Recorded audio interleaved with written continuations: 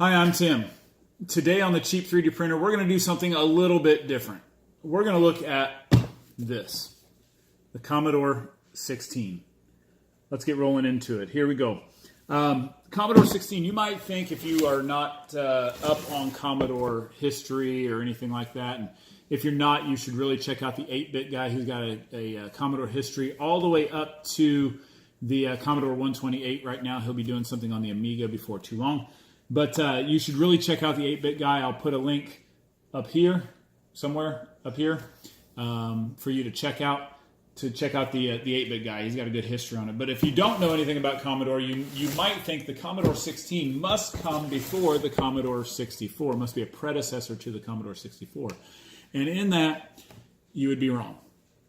The Commodore 64 definitely came out first. This was a follow-up or a separate computer to the Commodore 64, and it actually has less memory, which seems kind of counterintuitive. The Commodore 64 had 64K of memory.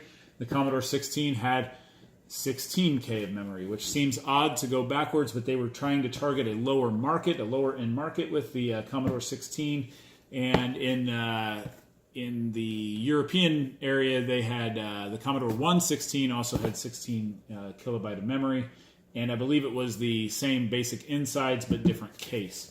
So this one is modeled like the Commodore 64, except it's in a dark gray with gray keys instead of the beige and brown keys. So I'm going to open this box. I'll tell you a little bit about it. My dad's church that he goes to has a thrift store. This came into the thrift store. He told me a few weeks ago, he said, there's a Commodore 16, I think it is, in the store. And I said, hey, pick it up for me. I'd love to have it.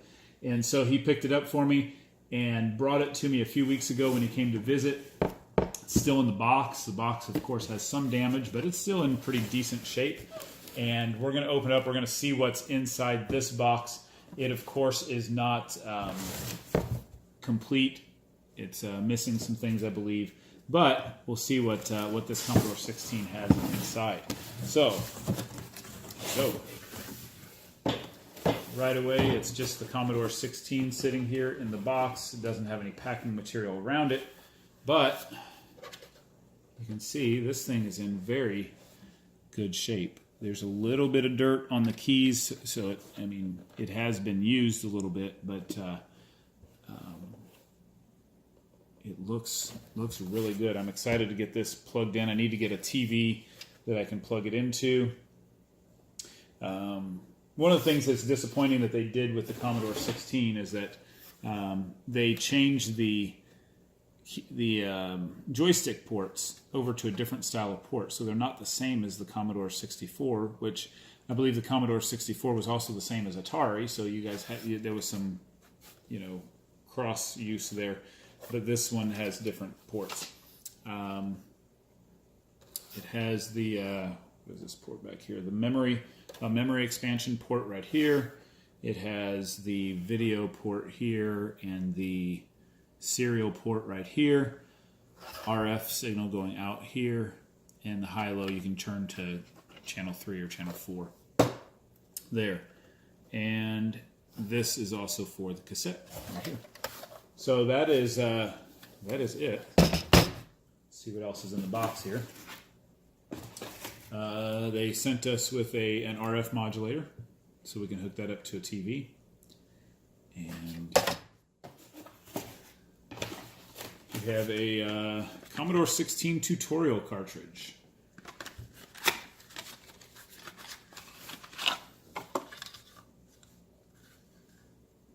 Looks like that slides into the memory expansion port right here.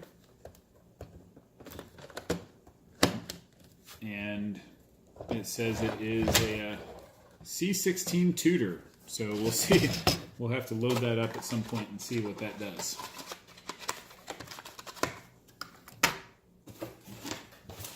We have bubble wrap, packing material.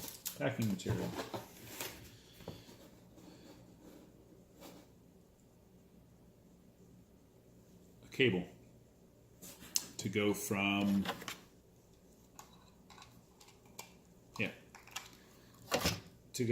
the RF modulator to the back of the machine there. And a power supply, and this actually does say it's a Commodore power supply. Different than the power supplies that they provided with the Commodore 64. This is a 9.5 volt 1 amp. It does say it's Commodore on there. So that's it. There is a few little papers here. Get the most out of your Commodore computer.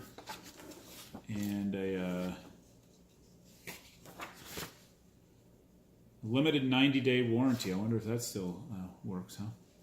So, what else we got here? Oh, information about the tutorial cartridge, about how to install it. Looks like this probably goes in this box. No, it doesn't go in that box. It does not fit in there, so it must have come just the way it is.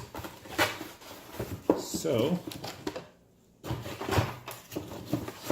you may be asking, what does this have to do with 3D printing?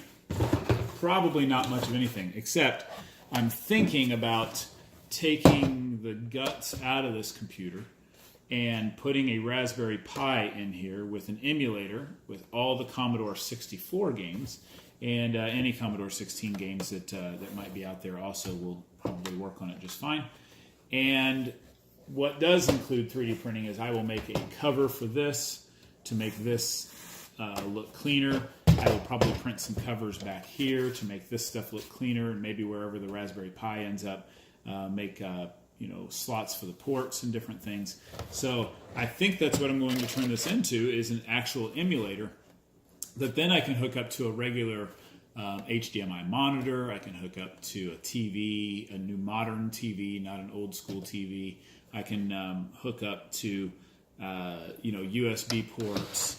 I can hook up to all kinds of different things and make it a little more modern, but that yet still have the Commodore case to it. So I think that's what I'm going to end up doing. I had actually in Fusion 360 designed a whole Commodore 64 case. Haven't printed anything yet, haven't gotten anything going there. I was waiting to get the colors for the Commodore 64, the beige and the brown. But when my dad said that he had come across this, I thought, hey, that would work, even though it's not beige and brown. It's dark gray and light gray, but it's going to be something fun to do. So anyway, stay tuned. Maybe I'll show off this stuff in the future and show you what I can do with a Commodore 16, turning it into a Raspberry Pi emulator and putting it on a TV. That's all I got for you. I hope you have a great day. Keep printing, and keep printing cheap.